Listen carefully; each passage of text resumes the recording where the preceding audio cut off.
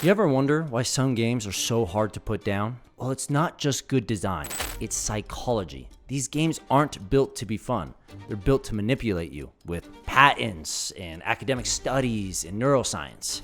And I'm going to show you how 4 of the biggest studios on the planet are using science to hijack your emotions, to spend money, and how you can stop it. Starting with Ubisoft. Now, Ubisoft doesn't just guide you through giant open worlds. They guide your brain into this neurological sweet spot, a state called flow. It's that moment when you're locked in, focused, you're just doing well enough to feel like you're a god, but just poorly enough that you're not. And this isn't just a theory. A 2012 study literally put gamers inside an fMRI machine. And what they were doing is they were playing this first-person shooter while scientists tracked what was happening in their brains. What was interesting is the researchers mapped 5 core flow triggers during the scan. The balance between challenge and skill, focused attention, sense of control, immediate feedback, clear goals. When all 5 of these were activated in-game, the researchers saw real challenges in the brain. Reward circuits lit up, sensory motor regions spiked, and irrelevant cognitive areas just completely shut down. Which in other words means we learned that game flow is real. Which is why one moment it's 6 p.m. and you're having a great time, and then the next moment you're looking at the clock, bleary-eyed, and it's 2 a.m. So what does Ubisoft do with all this flow knowledge, with this research? Well, let's look at Assassin's Creed Odyssey to get a clue. In this game, when you level up, when you get kills, your brain just gets this huge dopamine shot and you enter flow.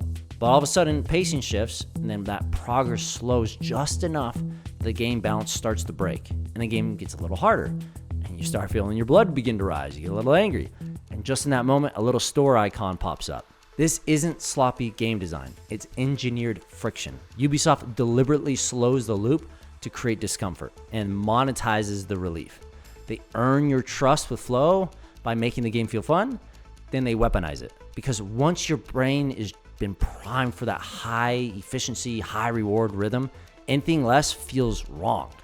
And in that weak moment, when your brain is very easily manipulated, you want that feeling back and you want that flow back, and you're willing to do just about anything for it. And they've got the solution. It just sits right behind a little paywall. This wasn't just about making a game engaging anymore. It's about neurological leverage. Creating flow, getting players into that game rhythm isn't a bad thing. That's what makes games so fun. But weaponizing it to make players pay, now that's pretty evil. But that's just the tip of the iceberg.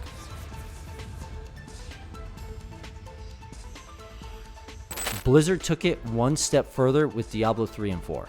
Here's how the game and manipulation strategy work. Your brain expects a reward. But if the reward is bigger or rarer than you thought, it triggers something called a positive reward prediction error. Dopamine spikes, so you feel amazing, and that unexpected joy, that's what your brain remembers. We like positive, unexpected surprises. Basically, we like surprises that make us happy. This is the neuroscience Blizzard baked into Diablo. They didn't just add better loot, they randomized the delivery, made sure drops weren't predictable. So every chest, every boss, every piece of loot came with a maybe. And that maybe is the whole game. The brain isn't just reacting to the loot, it's reacting to its own expectations of being wrong. That's what Shia, the individual behind this study, calls a meta-representational reading, which basically in video game terms means you get more invested in the game because surprise loot can be more addictive than guaranteed loot. It's casino logic. It's why these slot machines are so addicting. And here's the twist. Those reward prediction error signals don't even require real value. All Blizzard needs is this illusion of reward, this flashy effects, those legendary sounds, the firework level dopamine triggers. Even if the item is garbage, your brain still logs the event as exciting because of all these things. So you keep going, you keep clicking, you keep grinding. This is conditioning, built not around skill, but around surprise. They figured out exactly how often to throw you a bone. Not too frequently, or you'd burn out, but not too rarely, or you'd rage quit. Just enough to keep you looping, to keep you going. Now, Activision took it up a notch from Blizzard because in 2017, Activision was granted a patent for a dynamic matchmaking system designed to boost microtransaction revenue. What the hell is even that? Basically, Activision matches players in ways that make players more likely to spend money on in-game items. Here's how it works. Let's say you're new, you don't have a cool sniper rifle or a flashy skin yet.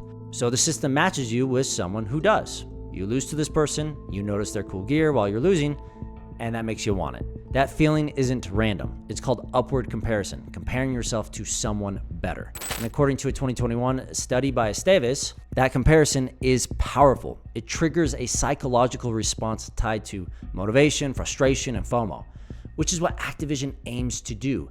This image I found in the patent explains what Activision does specifically. When a player is shown an item they don't have, like a cool weapon or system, Activision's system looks for another player who already owns that item or skin and then matches them together to make sure they're paired just right. The player sees that skin in action, right, which triggers this desire.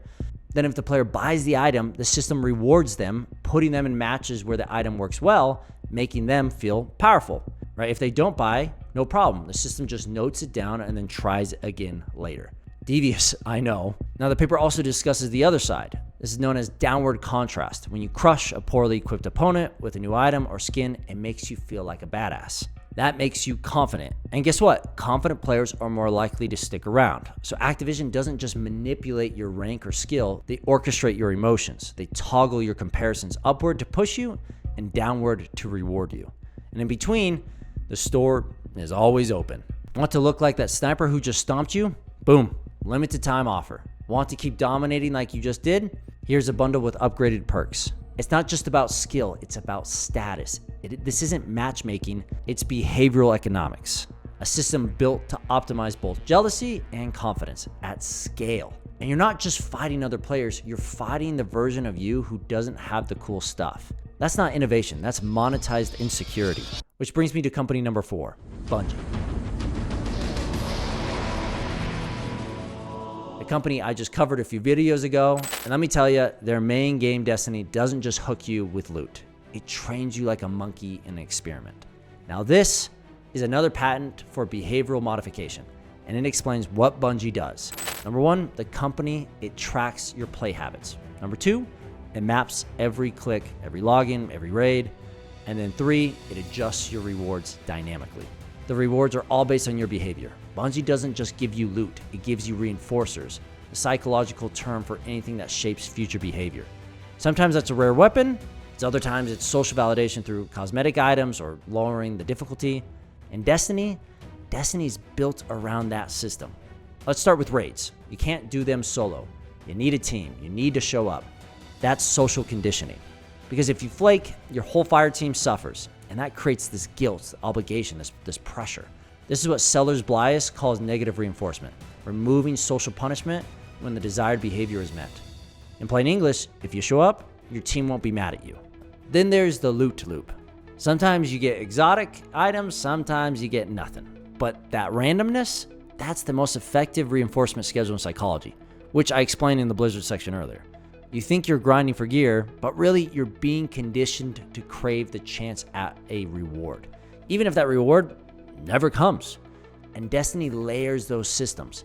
Daily login bonuses, seasonal FOMO, limited time events, social bonds tied to performance. Every queue, every animation, pop-up or drop is part of what the patent calls conditional stimuli. These visual triggers that train you to repeat behavior.